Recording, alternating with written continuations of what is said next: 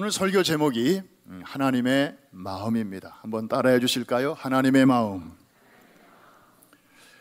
우리가 하나님의 자녀로서 신앙생활, 교회생활을 하면서도 안타까운 것은 때때로 하나님의 마음을 잘 모르고 있다는 것입니다. 심지어 목회하는 목회자들마저도 열심히 맡겨주신 그 목양의 일을 정말 건강을 돌보지 않고 열심히 잘 감당하면서도 때때로 아버지의 마음을 모를 때가 많이 있다는 것을 저는 이번 지난 부흥회와 그리고 이번 주초에 있었던 목회자 컨퍼런스에 참여하면서 참 회개하는 마음으로 그리고 감사한 마음으로 그것을 깨달았습니다. 하나님이 제게 주신 은혜를 오늘 여러분들과 좀 나누기를 원합니다. 하나 질문을 드립니다. 하나님이 천지를 창조하시고 그리고 맨 마지막에 인간을 창조하셨는데 왜 하나님이 그런 일을 하셨을까요? 이렇게 물으면 왜 하나님이 사람을 만드셨나요? 이렇게 누가 물으면 여러분의 대답은 무엇입니까? 네, 마음으로 대답하신 거 제가 마음으로 들었어요. 대부분 하나님의 영광을 위해서죠. 대부분 이렇게 대답하실 것입니다. 예, 맞는 답입니다. 틀린 답 아니에요. 그러나 100점짜리 답은 아닙니다. 성경에 보면 하나님의 영광을 위하여 하나님이 우리를 지으셨다라고 하는 대답은 철저하게 우리 입장에서 말하는 것입니다. 은혜를 우리가 받았으니 이제 이렇게 살아야 되지 않겠는가라고 하는 그런 응답적 차원에서 우리는 이제 그런 대답을 하게 되죠. 그런데 동일한 질문을 누군가가 하나님에게 감히 드린다면 하나님의 입에서 나오는 대답은 과연 똑같을까? 나의 영광을 위하여 지었노라. 하나님이 그렇게 말씀하실까요? 자, 예를 들어서 여러분이 자녀를 낳았습니다. 엄마 왜 나를 낳았어요? 이렇게 자녀가 물어보면 말을 이제 하면서 얼마나 귀여워요? 그때 어느 부모가 엄마 아빠를 위해서 너를 낳았어. 우리의 기쁨을 위하여 너를 낳았어. 알았냐? 이렇게 교육하는 부모는 아마 없을 거예요. 우리같이 연약하고 부족하고 불완전한 부모라도 자식에게 그렇게 말하는 부모는 없잖아요. 그런데 우리는 이상하게 하나님이 우리를 만드신 목적이 하나님의 영광을 위해서 마치 북한에 그 기쁨조가 있는 이유가 그 나라의 통치권자를 오로지 기쁘게 하기 위해서 있는 것처럼 하나님이 우리를 그런 기쁨조로 만드셨을까? 그건 아닐 텐데, 그죠? 뭔가 그 이상의 것이 있을 텐데 이게 바로 하나님의 본심인데 오늘 이것을 새롭게 그리고 정확하게 발견하고 그리고 기뻐하는 시간 될 수 있기를 주의 이름으로 축원합니다. 성경 전체를 보면 하나님께서 이렇게 큰 일을 행하시고 특별히 그 모든 일의 하이라이트로 사람을 창조하신 목적은 놀랍게도 당신을 위해서가 아니고 우리 인간에게 당신의 형상대로 지음받은 인간에게 당신의 마음속에 있는 기쁨과 행복을 주시기 위해서 우리를 창조하신 줄로 믿습니다. 마치 자식을 낳고 잘 기른 부모가 이제 딸이 시집갈 때가 되었습니다. 그 시집가기 전날 부모의 마음은 기쁘기도 하고 또 답답하기도 합니다. 전에는 제가 이런 거를 책에서만 보았는데 몇 년 전에 딸을 시집을 보내보니까 알겠더라고요. 참 묘했습니다, 기분이. 그러면서도 이 시집가는 딸에 대한 부모의 기대, 지금까지는 익숙한 문화에서만 살았지만 이제 다른 문화권으로 이 아이가 들어가서 또 새로운 분들과의 관계 속에서 살아가야 되는데 여러 가지 문화적으로 안 맞는 것도 있고 또 세대 차이도 있고 또 한국과 미국이라고 하는 이런 지역적인 차이도 있고 이런 낯선 환경 속에서 잘 살아주기를 바라는 그런 마음이 이 친정 부모의 심정인 것처럼 뭐 되는 대로 이제부터는 네가 알아서 살아라, 뭐 잘 살든 못 살든 지지고 볶든 이제는 나는 상관 안 한다, 그런 부모는 아마 없을 것입니다. 그냥 잘 행복하게, 그죠? 너희가 행복하게 사는 게 우리의 행복이다. 아멘 안 해도 이거는 그런 것입니다. 그러니까 출가시킨 후에도 첫 아이를 낳으면 뭐 의례 이제 이 친정 엄마는 그냥 뭐 거기가 한국이든 미국이든 그저 달려가서 또 산바라지를 하고 그리고 뒷바라지를 그렇게 해주는 것입니다. 다른 일정 다 취소하고. 왜? 자식이 잘 행복하게 살아주기를 원하는 마음 때문에 그런 것이죠. 이 하나님의 행복이, 하나님의 마음이 자식들에게 전달이 될 때 자식은 그것을 이제는 머리로가 아니라 삶으로 느끼면서 야, 이게 부모의 마음이구나, 이게 부모의 사랑이로구나, 나를 이런 사랑으로 키우셨구나. 그러면서 부모가 그 다음부터는 뭘 말하지 않아도 이제 자기가 알아서 이제 부모를 섬길 줄 아는 것이, 소위 철이 들기 시작하는 것입니다. 여러분, 각 나라마다 이 어떤 멋진 것을 보았을 때 그리고 기분이 최고로 좋을 때 하는 감탄사들이 있습니다. 미국 사람들은 주로 그럴 때 뭐라고 말을 하죠? 제일 흔히 들을 수 있는 감탄사가 뭔가요? 미국에 안 사세요? 예, wonderful 혹은 awesome 뭐 그렇게 말들을 할 것입니다. 그럼 우리 한국 사람들은 뭐라고 말하나요? 최고로 기분이 좋고 정말 멋질 때. 한국 사람 아니에요? 예, 뭐 엄지를 시켜 세우면서 뭐 최고야, 또 뭐 짱이야, 또 어떤 사람들은 죽인다.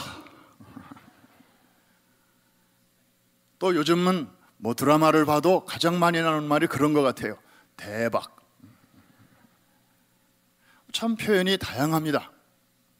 그러면 미국 표현은 이렇고 한국 표현은 이렇다면 천국, 소위 말해서 하나님의 나라에 사는 사람들은 거기서는 무슨 감탄사가 제일 많이 사용될까? 뭘까요? 할렐루야. 아하, 네. 역시 우리 교인들은 할렐루야가 아주 그냥 인사예요. 그런데 성경에 보면 하나님께서 자주 쓰시는 감탄사가 나와요. 창세기 1장부터 나와요. 한 번도 아니고 7번씩이나 연거푸 나와요. 하나님이 정말 뭔가를 보시고 이야 멋지네, 그럴 때 하시는 표현이 좋았더라지요. 맞습니다. 히브리어로는 토브라고 해요. 그래서 good morning 하는 아침 인사를 유대인들은 보켈 토브, 그대로 보켈이라는 건 아침이라는 뜻이니까 토브는 좋은, 그래서 좋은 아침입니다 이렇게 쓰는데, 이 토브라고 하는 단어는 정말 놀라운 단어입니다. 하나님의 마음을 가장 잘 표현하고 있는 그런 형용사입니다. 그리고 천지를 만드시고 인간을 창조하신 하나님께서 우리를 바라보시는, 그리고 우리에게 주시기를 원하시는 그 마음이 바로 그 한 단어 속에 들어있는 것입니다. 특별히 이 단어는요, 창세기 1장에서부터 사용됐습니다. 이 말은 인간의 사회에 죄가 들어오기 이전에 하나님께서 쓰신 말입니다. 죄는 창세기 3장에서 들어오거든요. 그래서 죄와 상관이 없이 살아가는 그 아주 깨끗한 상태, 하나님이 창조하신 목적이 그대로 살아있는, 다시 말하면 모든 피조물들이 자기의 위치에서 자기의 역할을 잘 감당하는 상태, 해는 해, 달은 달의 위치, 별은 별의 위치, 사람은 사람의 위치, 천사는 천사의 위치에서 밤을 비추는 달과 별이 낮으로 뛰어오지 않고, 낮을 비추는 해가 밤에 깜짝 출현하지 않고,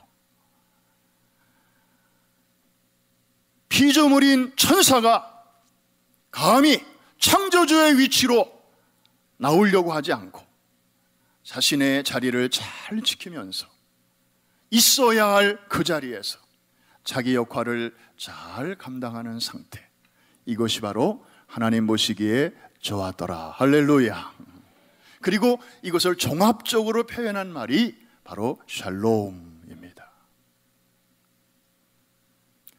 오늘 이 거룩한 주일에, 이 좋은 날 아침에 여러분들 볼 일도 많고 할 일도 많고 처리해야 할 일도 이렇게 쌓여 있는데, 주일날 이 아침에 다른 데 있지 않고 하나님의 자녀로서 거룩하신 하나님을 예배하기 위하여 모든 우선순위를 조정하고 이 자리에 앉아서 예배 드리는 이 모습 자체, 하나님이 보실 때 좋았더라 인 줄로 믿습니다. 이 자기 자리를 잘 지키는 거예요. 우리 성가대원들 있지만 뭐 사람에 따라서 음악 실력은 좀 차이가 날 수 있어요. 그러나 자기 자리에서 소프라노는 소프라노의 위치, 테너는 테너의 위치에서 자기 역할을 잘 감당하는 상태, 하나님 보시기에 좋은 성가대인 줄로 믿습니다. 한 가지 우리가 좀 생각해 봐야 할 것이 있습니다. 이 좋았더라, 어우 좋은데, 와 멋진데, 이런 표현이 창세기 1장에 여러 번 나오는데요, 첫째 날 빛과 어둠을 이렇게 나누어 놓으시고는 좋다 말씀하셔요. 둘째 날 물과 뭇을 나누시고 그리고 또 좋다 그러셔요. 여러분, 지금 하나님의 천지 창조가 아직 에덴 동산으로 완성되기 전입니다. 그냥 이렇게 무에서 유를 창조해 놓으시고 그 한 덩어리로 되어 있는 것을 이제 조금씩 나누어서 이 혼돈과 무질서를 이제 질서와 그리고 아름다운 모습으로 하나님이 지금 만들어 가시는 과정 중에 있습니다.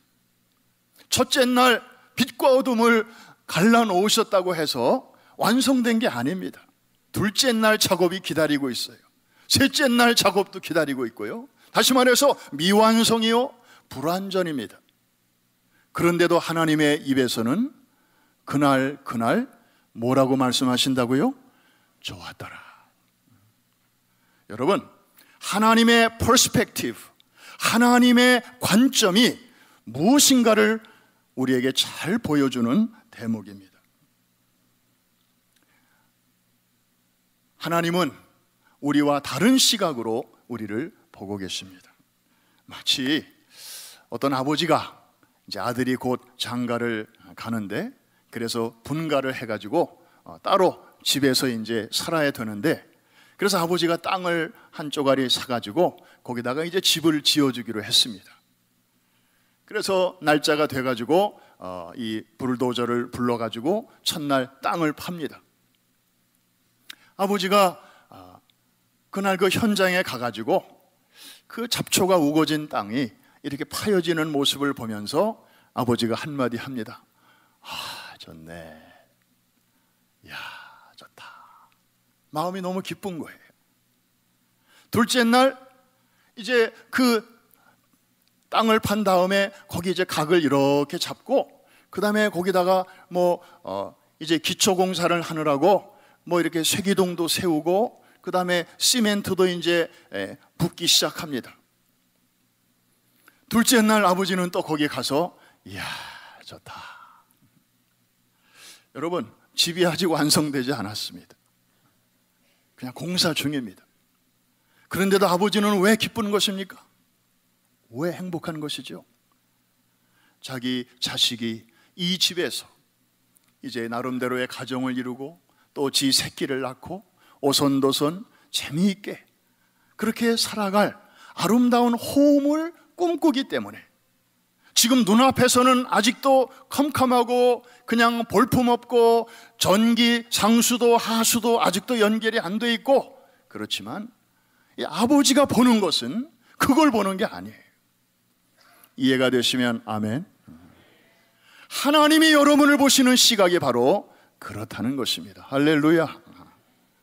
우리가 꼭 잘해서만 하나님이 기뻐하시는 게 아니고 잘할 때만 기뻐하시는 것이 아니고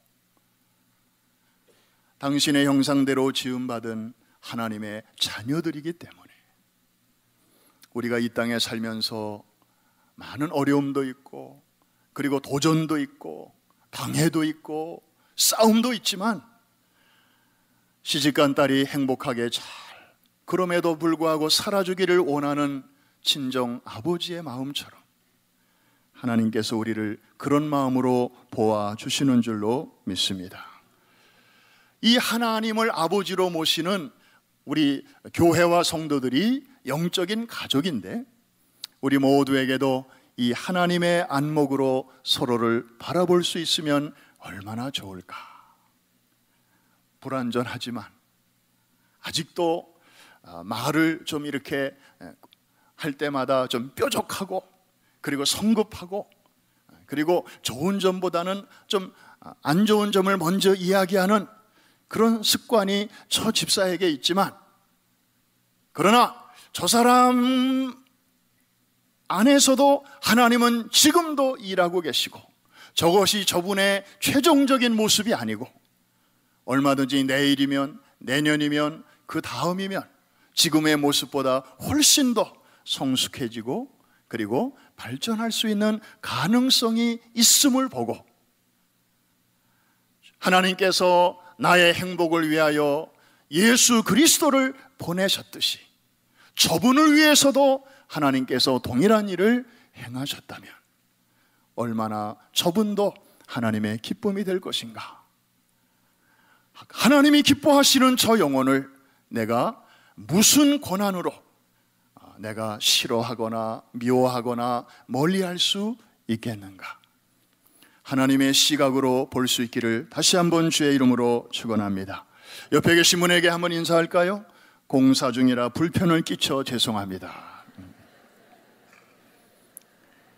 좋게 봐주세요. Thank you for your patience. 공사 곧 끝날 겁니다.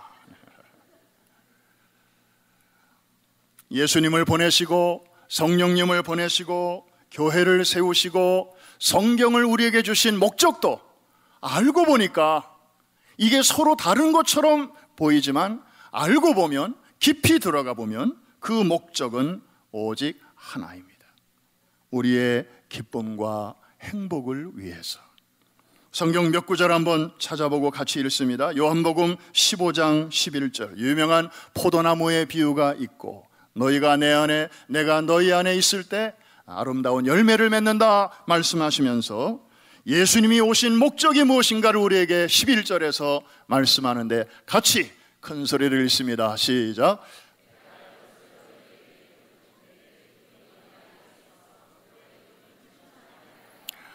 저기에 두 가지 중요한 내용이 들어있습니다. 예수님이 왜 오셨는가, 그리고 왜 하나님이 성경을 우리에게 주셨는가. 내가 이것을 너희에게 이름은 하나님의 말씀이거든요. 말씀을 우리에게 주신 이유는 나의 기쁨이 너희 안에 있어 너의 기쁨을 어떻게 하려 함이라? 충만하게 하려 함이라. 천지를 창조하시고 사람을 창조하실 때 그 하나님 아버지의 마음이 저 예수님의 마음에도 똑같이 있는 것을 우리가 알 수 있습니다. 우리를 뭐 하인으로 부려먹기 위해서, 그냥 사역을 하기 위해서, 우리를 노예로 부리기 위해서, 우리를 이용해 먹기 위해서 하나님이 우리를 부르시고 우리에게 일을 맡겨주시는 것이 아니라 우리의 기쁨을 위해서라는 것입니다. 2장 넘기면 요한복음 17장, 이것은 예수님이 이제 3년 동안의 사역을 마치시고 머지않아 오셨던 곳으로 다시 돌아가셔야 할 날이 이르고 있는 것을 보시고, 당신이 떠나가시면 이제 여기에 남아있을 제자들과 성도들을 생각하면서 그들을 위한 기도의 내용 가운데 나오는 내용입니다. 13절 말씀 우리 같이 한번 읽습니다. 지금 내가 아버지께로 가오니 내가 세상에서 이 말을 하옵는 것은 그들로 내 기쁨을 그들 안에 충만히 가지게 하려 함이니이다. 지금 제자들은 걱정됩니다. 아니, 주님이 자기들과 함께 계셔서 그동안에 좋았는데, 그리고 주님이 계실 때에도 때로는 위험에 처할 때도 있었는데, 이제 주님이 자기 곁을 떠나신다고 합니다. 그러면 주님이 하시던 일이 고스란히 자기들에게로 위임이 될 텐데, 예수님처럼 우리도 설교해야 되고, 예수님이 하셨던 것처럼 우리도 티칭해야 되고, 예수님이 하셨던 것처럼 우리도 힐링을 해야 되는데, 아니, 주님이 갚버리시면 우리는 무슨 힘을 가지고 어떻게 그 일을 한단 말인가? 제자들은 지금 불안해하고 있습니다. 그런 상황 속에서 예수님께서 대제사장적인 기도를 하시는데, 주여 저들에게 이런 능력을 주시고 저런 담력도 주시고 뭐 이렇게 기도하셔야 될 터인데, 주님의 기도는 달랐습니다. 다시 한번 저 13절 말씀, 그냥 우리 입장에서만 보지 말고 주님의 입장에서 하나님의 마음을 가지고 저 말씀을 다시 한번 큰 소리로 읽어보십시다. 시작. 지금 내가 아버지께로 가오니 내가 세상에서 이 말을 하옵는 것은 그들로 내 기쁨을 그들 안에 충만히 가지게 하려. 그러니까 주님의 관심은 제자들이 그 일을 얼마나 잘할 수 있는가 없는가, 능력이 되는가 안 되는가, 이런 차원에 있는 게 아니에요. 이 세상에서 주의 일을 감당할 때 하나님의 기쁨을 가지고 그 일을 잘 감당하게 해 주옵소서. 이 마음, 이 관점이 새 회기년도를 맞이해서 교회를 통하여 이런저런 크고 작은 일들을 맡아 나름대로 두렵고 떨리는 마음으로 성실히 해나가시는 모든 일꾼들과 재직들과 사역자들에게 이 시간 충만히 임하게 되기를 주의 이름으로 축원합니다. 한 절만 더 보겠습니다. 이 구절은 여러분들이 너무나 잘 아시는 말씀입니다.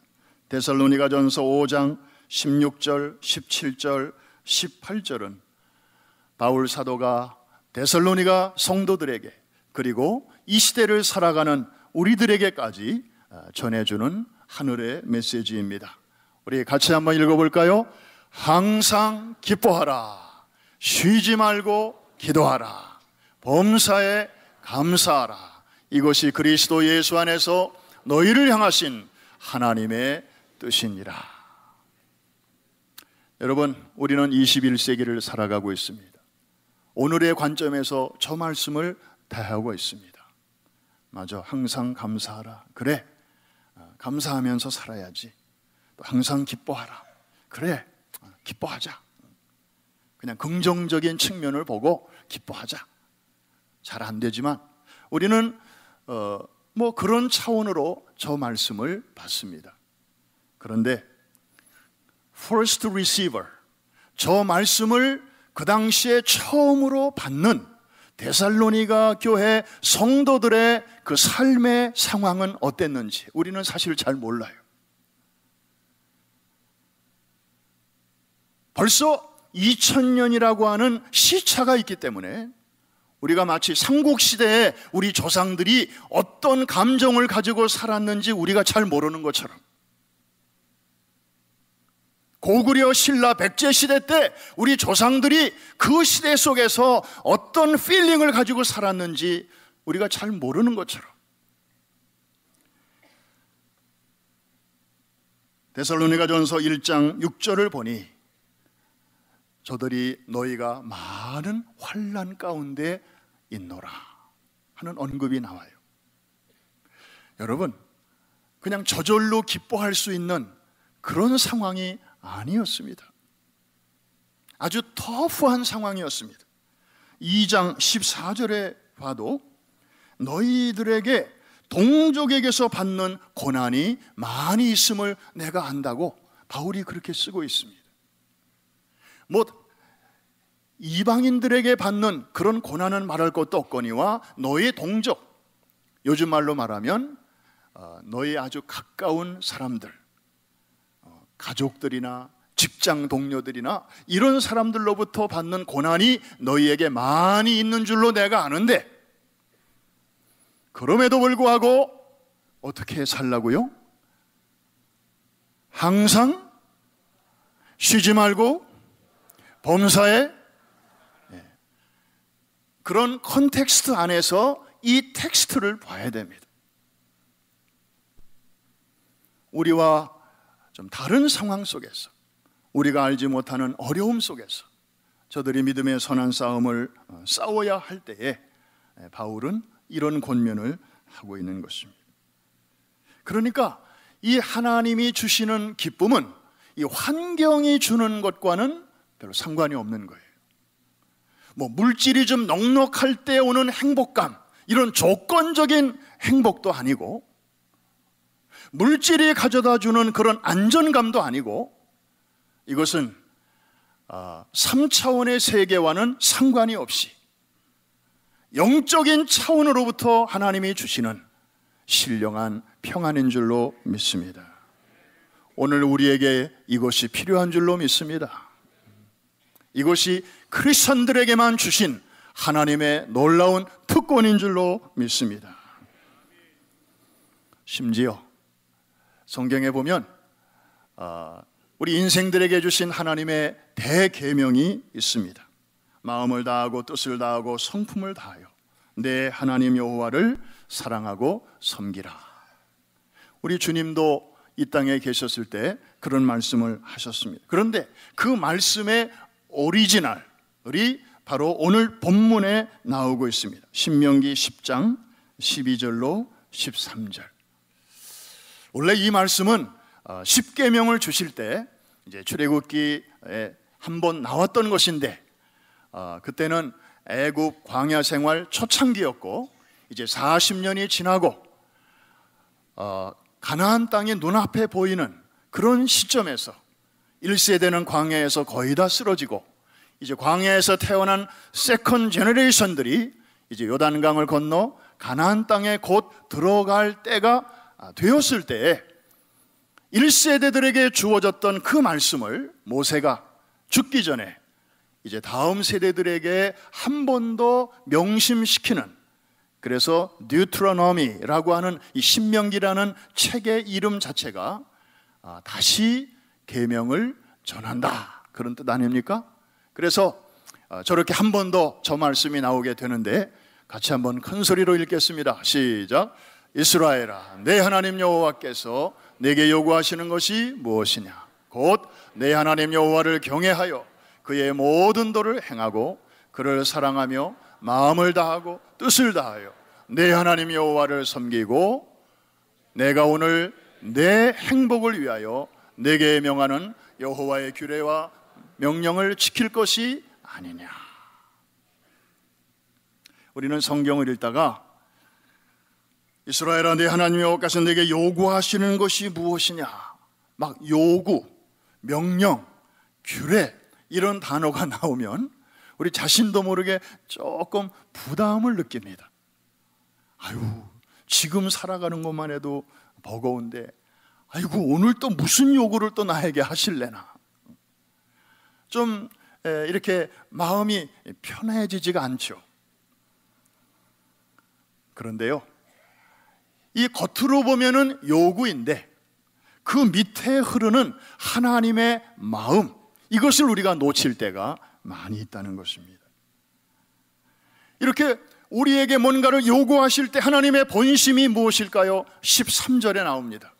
저거를 우리가 붙들어야 됩니다. 13절 다 같이 한 번 더. 내가 오늘 내 행복을 위하여 내게 명하는, 거기까지. 하나님께서 이 모든 명령과 규례와 요구를 우리에게 하실 때에 무엇을 위하여 하시는 것이라고요? 우리의 행복을 위하여 하시는 것입니다. 이해가 되셨으면 좋겠네요. 거기까지 가셨으면 좋겠네요. 이 하나님의 마음을 여러분들이 느낄 수 있게 되기를 주의 이름으로 축원합니다. 하나님이 인력이 딸리셔서 좀 부족한 게 있으셔서 그저 이 사람 저 사람 전도를 통해서 부르시고 그분들에게서 뭘 잡수시려고 그렇게 하시는 것입니까? 아니에요. 노던 블러버드에 이렇게 지날 때마다 특히 아침 시간에 그 거리에서 335 때를 져서 뭔가를 기다리는 우리 스페니시 형제들을 많이 봅니다. 마음이 참 짠해요. 저분들도 이민자로 와서 또 자식도 있고 살펴야 할 자녀들도 있는데 뒤에 배낭 하나씩 짊어지고 자기를 오늘은 어디 가서 일을 해야 할지도 모르는 채 누군가가 자기를 써주지 않나. 낮에 지나가는데 여전히 몇 사람이 그 자리에 또 서 있어요. 심지어 오후 3시, 4시 거기를 또 지나가는데 아까처럼 많이는 아니지만 또 몇 사람 그 시간에도 서 있는 거예요. 아이고, 저분들 누가 안 불러가면 빈손으로 오늘 퇴근할 텐데. 우리 식구도 아닌데 괜히 제가 막 부담스러워요. 일이라도 만들어서 좀 저분들 일을 좀 시켜볼까. 아이고, 오늘 그냥 허탕치고 가면 안 되는데. 여러분, 그분들을 행복하게 해주는 일은 무엇일까요? 어떻게 하는 게 행복하게 해주는 것일까요? 여러분들은 아마 답을 알고 계실 것입니다. 바로 그 마음으로 하나님께서는 우리를 부르시고, 그리고 우리 없이도 사실 하나님이 그 전능하신 능력으로 뭐든지 다 하실 수 있음에도 불구하고 Come, work with me. 나와 함께 일하자. 우리 집 이것 좀 같이 좀 해주지 않을래? 우리 이것 좀 해주지 않을래? 일감을 주시고 기쁨을 주시고 행복을 주시고 보람을 주시고. 아멘 안 하셔도 괜찮아요. 그런 하나님이시기 때문에 저 같은 사람을 여기까지 오게 하셨고, 여러분 같은 분들을 이날까지 사용해 주신 줄로 믿습니다.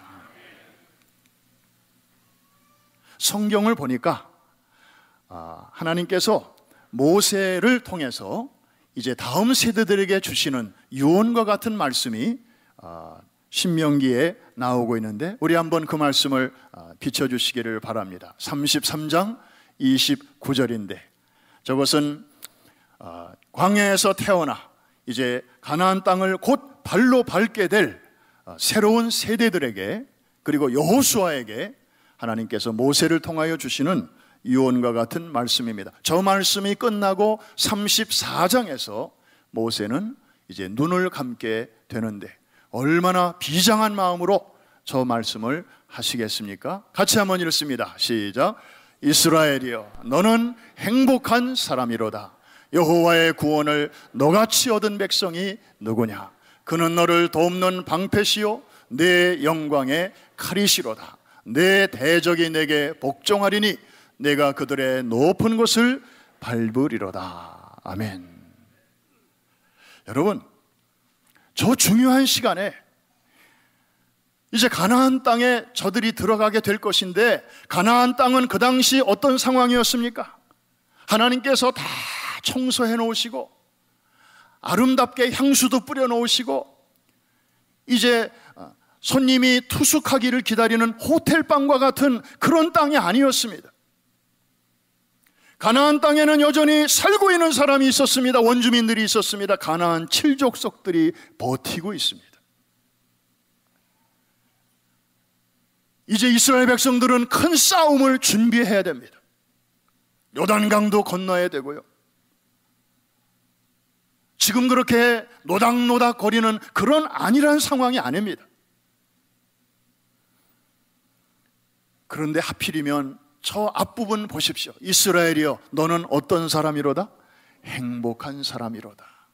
역시 토브이라고 하는 단어가 저기도 또 사용되고 있습니다. 하나님의 축복의 완성된 모습, 이게 바로 토브인데, 하나님은 이 절대절명의 위태로운, 어떤 면에서는 참 중대한 이 분기점에서 놀랍게도 행복이라는 단어를 사용하고 계십니다. 큰 싸움을 앞둔 사람들일수록 행복자 의식이 중요하다는 뜻일 겁니다. 아마 보통 사람들 같았으면 이제 전쟁을 해야 되니까 이제 뗏목을 많이 만들고 무기를 더 많이 만들고 군량미도 부축하고, 자, 우리 한번 잘해봅시다, 아마 이런 내용으로 흘러갔을지 모릅니다. 이건 일반 사람들이 상식적으로 그렇게 하는 것입니다. 그거 잘못된 거 아니죠. 그런데 모세는 그 마지막 유언을 통해서 이스라엘이여, 그 앞에는 여수룬이여, 이 여수룬은 이스라엘의 애칭입니다. 아주 사랑스럽게 부르는 명칭입니다. 미국에서도 윌리엄 이렇게 풀네임을 부르지 않고 하이 빌 이렇게 줄여서 얘기하듯이 여수룬이여, 아주 정감 있는 표현을 써가시면서 이스라엘이여, 너희 같은 행복자가 또 어디 있느냐. 하나님께서 옛적에 너희 조상들이 애굽에서 있을 때 그의 권능으로 끄집어내지 않았느냐. 그리고 40년 동안 아무것도 없는 광야에서 하나님이 너희들을 독수리의 날개로 업듯이 업어서 여기까지 인도하시지 않았느냐. 저들이 불순종하여 광야에서 쓰러진 사람들은 있었어도 배가 고파서 목이 말라서 혹은 신발이 현찮아서 뜨거운 광야길에서 발이 부르튼 그래서 죽은 사람 봤느냐. 하나님의 인자와 그 헤세드의 사랑으로 너희를 여기까지 인도하신 것이 아니냐. 이제 나는 곧 눈을 감겠지만, 그러나 하나님은 눈 감지 아니하시고 하나님은 여전히 너희의 하나님이 되어 주실 것이다. 우리와 함께 하신 것처럼 너희들과도 함께 하실 것이다. 이 세상에 너희같이 행복한 사람이 있으면 나와보라고 해. 이 행복자의 의식, 이것을 가지고 비록 험난한 싸움이 기다리고 있다 할지라도 그분과 함께 강도 건너고 그 땅도 차지할 것을 부탁하고 있는 말씀입니다. 할렐루야. 오늘 이 중요하고도 의미 있는 시간에 하나님께서 우리에게 동일하게 이 말씀으로 격려해 주시는 줄로 믿습니다. 하나님의 관심은 예나 지금이나 어저께나 오늘이나 이 땅에 있는 우리가 행복한 삶을 사는 것이고, 우리가 그런 삶을 살아갈 때 그것이 하나님께도 최고의 행복이 되는 줄로 믿습니다. 이 행복을 마음껏 누리시고 그리고 이것을 주위 사람들에게 잘 나누어 주시는 우리 모두가 될 수 있기를 주의 이름으로 축원합니다. 축복합니다. 우리 기도합니다.